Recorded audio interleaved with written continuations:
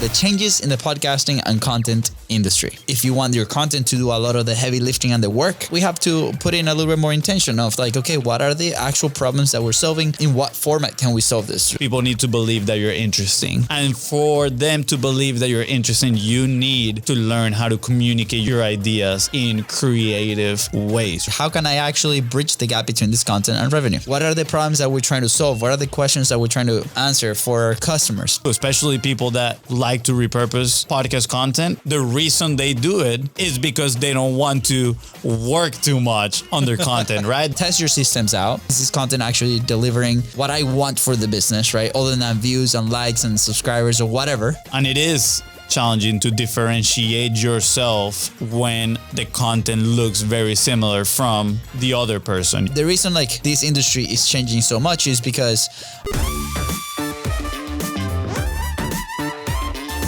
guys, welcome back to Content is Profit. We are back in the studio. Fancy, how was your vacation in Fort Myers?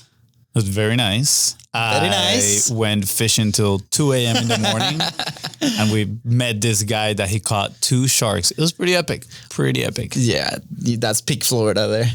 Peak Florida, indeed. He actually also, the day before he showed us the video, he caught an 8-foot sawfish. It was massive. Wow. Yep. Picture of it doesn't exist. Well, he had the video because it's illegal to bring those in. So you had to let it go. Well, that's good. I'm glad that you're back, man. I'm glad that we're carpooling here to the studio. I'm not glad the reason why, you don't have to share it, but finally we get to hang out a little bit, That is true. Let's go. Because even though we work together, it feels like sometimes we don't hang out at all. That is true as well. And now that you have a fiance, we don't hang out at all more. Hey, so much love in there. Those relationships, they take a lot of work, a lot of intention. So. Anyways, enough of our private life. Today, I think I have an interesting topic. Fonzie does not know what we're talking about today, but I had an interesting conversation with a CEO of a company. They're a media company. They do something really similar, and we connected because I was very interested in the email side of the tool that we use to communicate with our customers and to kind of keep conversations going, right? And we ended up talking about the changes in the podcasting and content industry. They're going through, some changes. They're rethinking the whole offer. We're also rethinking our entire offer, right? Indeed. We actually have something that's like really attached to revenue. It's juicy. We haven't announced it yet. This is going to be out for like a beta group initially. And we can't wait to bring this out.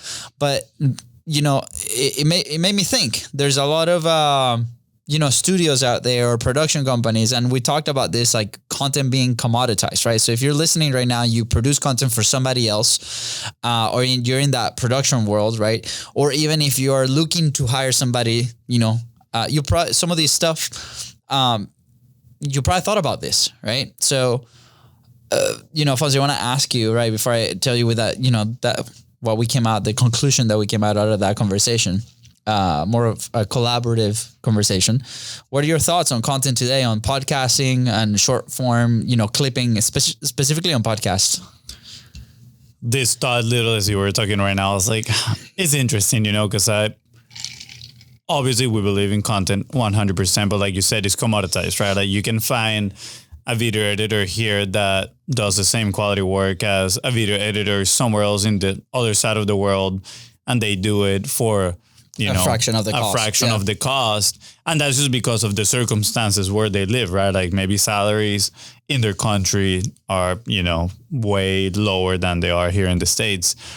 So I was thinking, for some people, especially people that go and hire agencies, right, that outsource some of this work, they see it more as an expense, right? And the challenge is that when you're a video editor coming in, you're not really too attached to revenue in those companies. So, unfortunately, you're disposable. Like whenever the company goes through a challenging time, you're going to be probably one of the first people they're going to be like, well, here's the door. Thank you for your services, right? But the other side of the coin is there's a lot of companies that truly build on content and believe in content. Yeah. But I feel for those people, it makes no sense to also outsource that so they bring it in-house. Yeah. Right. Which is when I believe that's the position where the editor, right, the producers, that's where they want to be, right? I think they want to come in-house with somebody because it's going to give them more security at the end of the day. But when we're talking about, multi-purposing content for podcasts and stuff like that, there's just so much volume right now. And it is challenging to differentiate yourself when the content looks very similar from the other person. Let's talk about differences when you're looking, at a podcast content. The set, it's a difference, but, body position, people talking, that is the same thing, right? Maybe obviously you got topics. Once people start listening, you can differentiate yourself a little bit about topics. There's topics that get more interest than others, right? Again, if you're talking about something topical, pop culture, you're on the news, a political podcast, something that is top of mind for people day in and day out, you're probably going to gain a little bit of more success. People are probably going to be willing to give you more of that 1 minute of attention to see what you have to say. But if your podcast is a business podcast, right, that mainly you talk about, evergreen principles, right? Same thing over and over. There's a lot of repetition. Yeah. You're probably I think you have to accept that you will get less views, right? It's a smaller niche. The other factor is personalities. Maybe you can bring a guest on that is huge, right? And you can leverage that for more views. Then the challenge becomes, okay, well, I need to retain the attention of these people as well. So do I keep bringing big, guests? And ideally, obviously, you want to bring great, incredible guests to your podcast. But sometimes it is challenging, especially if maybe you don't have the exposure, right? Because they want something in return. Nobody's just going to come in on your podcast for free. So it is a challenge, right? I think there is some sort of lack of creativity inside of like the podcast content. I do believe that personality is like one of the differentiators, like the number one differentiators that you have. And you have to become extremely good at the way you communicate. Because if you truly become a master of communicating ideas, people are going to willing to listen, right? If you, are able to answer to somebody else's question with a sort of one-liner headline followed by a quick story and, a proof, claims, etc., right? You might be more inclined to get people's attention rather than some people that just jump on the podcast and just talk forever. There's no structure to what they're saying. So I think that is number one, the differentiator. Now, if you have, some sort of creative director or you have the bandwidth to do this yourself, you can enhance podcast content by creating a rhetoric, right? By creating some sort of context around a piece of content. Say we just grab the moment that I just mentioned about, hey, you need to learn how to speak on headlines, and like bite-sized stories. And then we can clip that and I can create something that creates context, that create more curiosity, open loops and transitions into that clip, sharing the lesson. I think that is a way to enhance the podcast content. Yeah. But again, that takes work. That takes bandwidth, right?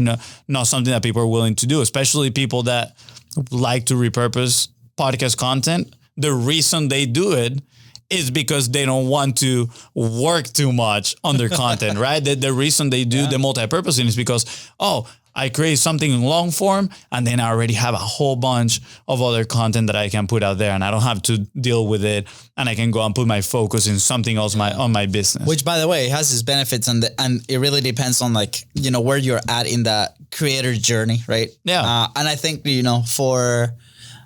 we talked about this, a content ecosystem point of view type of deal where, you have your long form, which is the objective is very different than your short form, right? And if you want to leverage your time a little bit more, you can maybe go into that multi-purposing aspect.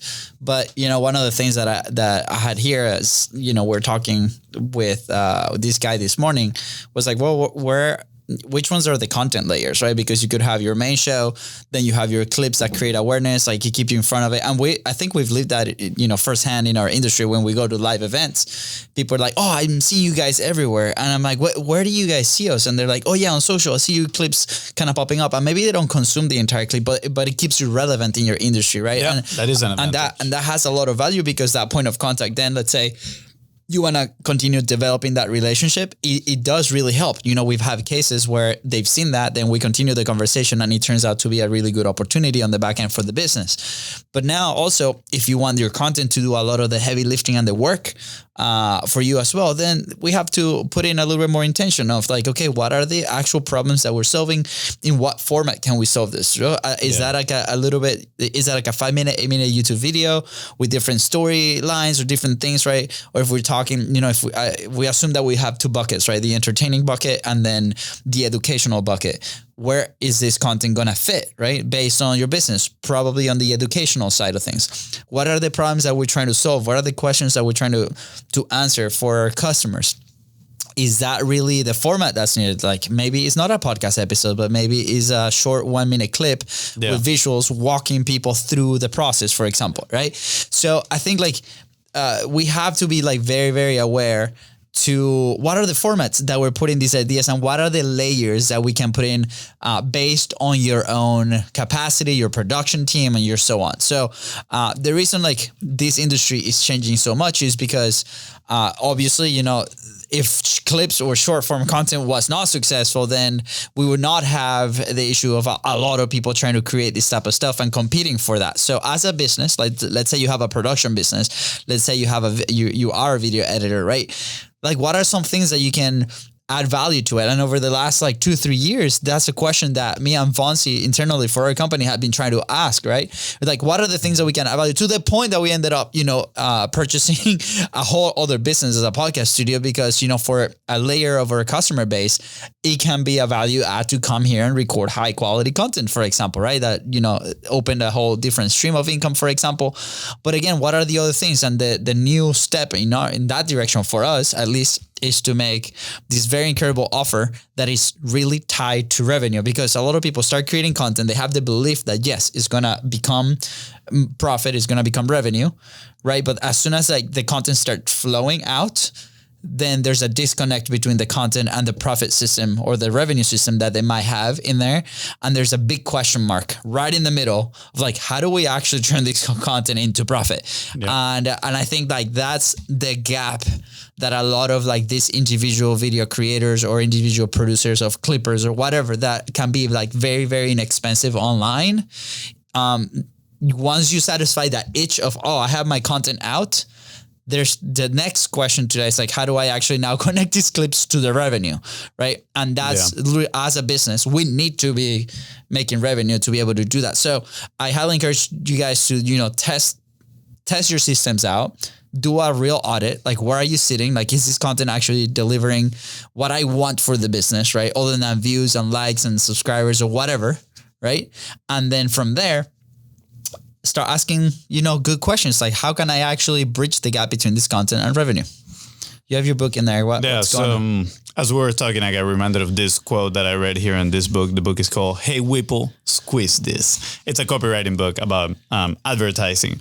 But I think this relates so much to what we're talking about, right? And this was said by one of kind of these founders of advertising agency and one of the father of like creative advertising before everything was like data led. And, before he came on as an advertiser, the scene of advertising was just putting an image in front of the consumer, right? Like it was pretty much, they were pretty much, underestimating the consumer and just saying, if we put whatever we put in front of them, they'll consume and then they'll come in and purchase, right? Again, and like if you build it, they'll come. Yeah, this was around the 50s. This guy started his agency, I think, in the 60s. But again, before that, also there was way less competition. So in the 60s, more companies, right after, the World War and like the US started to, flourish, become economically stronger. There were more companies, more products. And this guy came in and he said the truth isn't the truth until people believe you. And they can believe you if they don't know what you're saying. And they can know what you're saying if they don't listen to you. And they won't listen to you if you're not interesting. And you won't be interesting unless you say things imaginatively, originally, freshly. Right. And I think that is one, like, that just relates so much to today, right? Like, change the advertising per se on this, in the 50s and 60s for content, right? At first, the first people that came into the game, they got first movers advantage, right? Let's say Gary Vee, he was just publishing so much content, a very specific type of content. People started consuming that. Obviously, he built a massive audience. Another example of that is like when a new platform comes up, you got first people that advantage. Are there, they get the traction. But then eventually all the competition starts coming in, all the noise, right? Content starts looking the same. There's a trend. Everybody copies it, right? You want the Hormozy videos? And then it's very difficult, right? It's very challenging for you, like, wow, like people to raise their hands and consume your video. And I think this quote just illustrates it perfectly, right? You want people to listen to you. People need to believe that you're interesting. And for them to believe that you're interesting, you need to learn how to communicate your ideas in creative ways, right? And creative ways doesn't mean I'm gonna jump off an airplane and talk about business, a podcast while jumping out of an airplane. Who knows? Maybe that'll be pretty cool. It might catch people's attention. But, you can save things creatively sitting down in here, right? And you can use some props to help you out. Or maybe you can, I'm referring to the very beginning. Or we can ask really good questions. Or we can add context after the fact that we do the clip, right? And we can, expand on the idea, on the stories. Again, there's many different ways, but most people with their lazy mindset, they don't do that, right? And in reality is, all right, I got a long form, here it is, just multi-purpose it and slap it out there. Sure. Again, it has its purpose. I do agree it has its purpose, especially there's people that they monetize their podcast mostly by their relationship they're building with the guest. So if that is your model, perfect. You're monetizing already. Like, your multi-purpose content is second for you, right? It's more like an added benefit at that point where you're kind of like reaching a little bit more eyeballs, giving value to your guests because you're showing them up to other people. There's definitely tactics, right? And you mentioned, the laziness. And I think maybe some people in the market are being lazy, right? Or they think they might be, smart. But also there's also a lot of business owners and people out there that are, maybe that's the model that they can either afford or that's the time that they might have, right? Which, we were at that point too, where like we did a time audit and it was, hey, we have 2 hours a week. How can we maximize this one time? I'm going to challenge that. But hold on. Fancy challenge. But also, like, there's tactically things that, like you say, on the leverage side, right, that they can help you. Like, for example, we had Ina come into the studio, right? She rented a studio from Boston. Amazing. She did a bunch of interviews. We were one of those. And then we interviewed her in our show and we started like putting the content out there, making her a collaborator because we know like on Instagram, she is something like that. And she sends a message back. She's like, oh my God, guys, I love this. Thank you so much. Like, I'm loving the content. I'm sharing it. I'm going to do that with all my guests. I don't do that with all my guests, right? And it's because in that specific platform, that specific tactic, when people accept, it shows in their profile. So that's a point of leverage. Yes, that maybe not everybody can do. But like I said, it could be one of those like little tactics. What I'm challenging people to do right now is like maybe we're seeing the content map and the strategy like way too close. And it's like, how can we step back like 3-4 steps and be like, perfect. That is part of it, right? Based on your capacity and resources. And those are like individual tactics, but that's not the whole strategy, right? That's just a piece of it. All right. Challenge accepted. My challenge is that first, my belief is that people should be trying to make their content better every single time, right? Now, if you're somebody with limited bandwidth and you're picking an option just because it allows you to not consume so much of that bandwidth, I would argue, is that even the right option, right? Because at the end, obviously, depending on their goals, and we're making goal here, profit, right? If they got very limited bandwidth, I'm going to assume that they're probably in a tighter spot in their business, right? They're probably working a lot inside of their business, right? Rather than on their business. They probably have very limited time to market their products, their services. And that's why they probably want to expand their reach, and multi-purposing content from a long form does sound very enticing to expand the reach. But again, I would argue, is that the best way to go about leveraging the bandwidth that you have at the moment, right? I think a good example is how we started. Sure, we were multi-purposing it at first, but actually what got us better results was the 45 Live, right? At first, 45 Live. And then when we started Content is Profit, the fact that we were live streaming Content is Profit on Facebook, right? People were watching those and they were seeing those, and then they were reaching out to us. So my argument was mostly, is that the necessary part, right? I just want to invite you listening right now, if you find yourself in that position, to think, okay, well, where are my efforts going to have the best yield? Because at the end of the day, if I place my efforts, I might feel like I'm working the hardest.